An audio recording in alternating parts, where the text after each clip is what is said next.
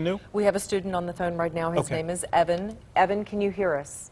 Yes, I can hear you. Thank you for taking the time. What can you tell us? All I know is that it was in the cafeteria, and I'm pretty sure it was 4 kids who got hit, and then there was only 1 kid with a gun. Okay, Evan, tell us, are you a student at Chardon High School? Yeah. And where were you when all of this happened?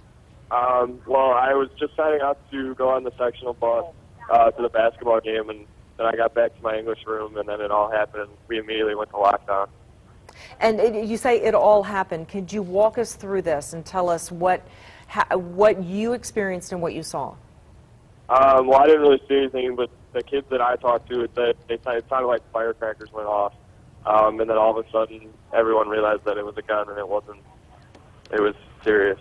Evan, when it comes to security, we heard from a parent, Teresa Hunt, who lives about 20 houses down from the school, still waiting to get in contact with her daughter, but she understands her daughter is safe. What about school security there? Are there cameras? She said there are no metal detectors. What else do you know about school security? Well, we have countless number of cameras all over the school. We don't have metal detectors because Chardon's really not a place for this, and it shocked everyone. But we have countless numbers of cameras around the school. Evan, we also know that a lot of schools after Columbine, which happened back in 1999, April of 1999, 2 students killed 13 people, also themselves. We know after that we learned a lot of lessons, including a lot of schools around the nation started having drills, emergency drills.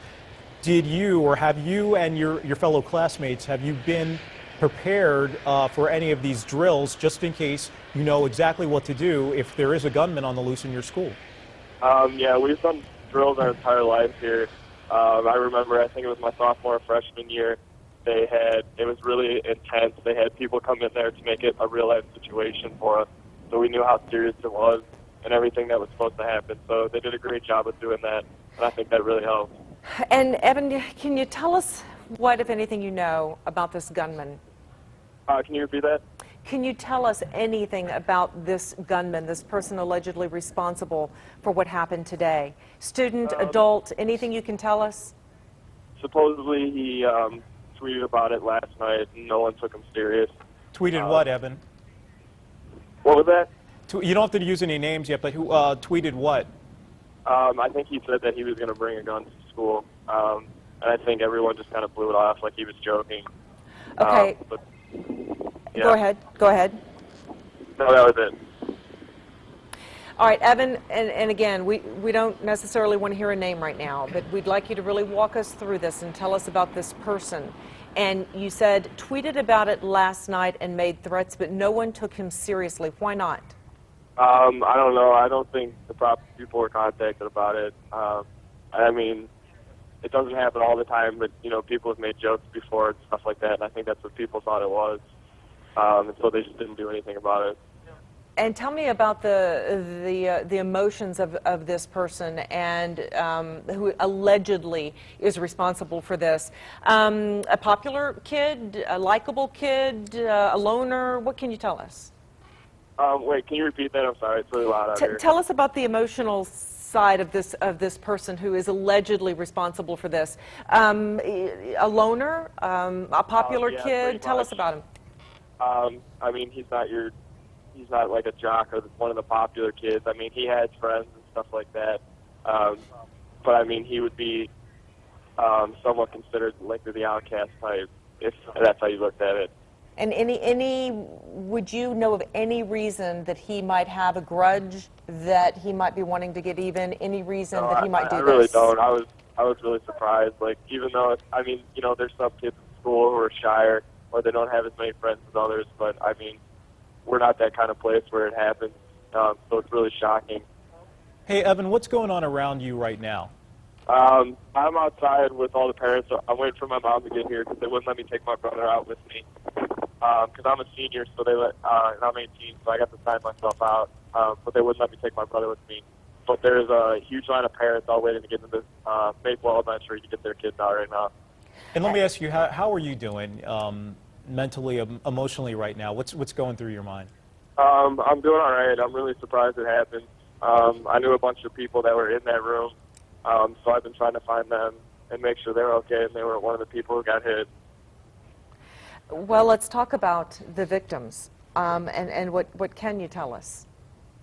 Can you repeat that one? We don't want to hear names at this point, Evan, to be very clear, but you said that you know a person who was actually shot. What can you tell us, without giving us their names at this point, what can you tell us about these kids? Well, the kids who got hit, they were all, I'm pretty sure they were all Auburn students, and they were waiting there for their bus. I don't know if it was them targeted or if they were in the wrong place at the wrong time. Wait, Evan, you said waiting for their bus. Did this happen outside the school? Because some of the reports we've been getting have the kids, something happening in the lunchroom around 7:30. Yeah, it was in the cafeteria. Okay, in the cafeteria. And what would have been going on in the cafeteria at 7:30? Is there breakfast? Yeah, it's breakfast and it's a study hall, so everyone's in there.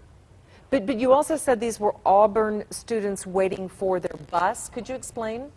Yes, they were the ones who were hit. I'm sorry, could you repeat that? The kids who were hit were Auburn students. And what were they doing at Chardon High School? They wait every morning for the bus to come and pick them up, and then they go from here to Auburn. I see. I see. Okay. All right. Thank you so much, Evan. And if you get any more information, please call us back. Thank you. Thank you very much. We want to give you this update that's coming in to the News Channel 5 newsroom. Chardon School's 9:15 update. Classes are canceled for the day. As of 9 a.m., the alleged sole CHS gunman is in custody at Chardon High School. Students are being moved by safety forces to Maple Elementary. Parents or legal guardians can pick up their students at any time. Chardon Middle School students are also being released to parents. And please be advised that the campus and surrounding area is extremely congested. There's a long wait to sign out students. You might want to wait a bit before leaving home. We will continue to update you using this communication system. This is from the school system there. Also, we understand that here's a statement from the governor, Governor Kasich, who says, please join me in praying for the students who've been injured in this horrible crime. Praise goes to the Chardon Police and the Geauga County Sheriff's Office for quickly getting the situation under control. I have pledged Ohio's full support to them, the school, and the local community in this difficult time. This from Governor John Kasich, a statement on the shooting at Chardon High School.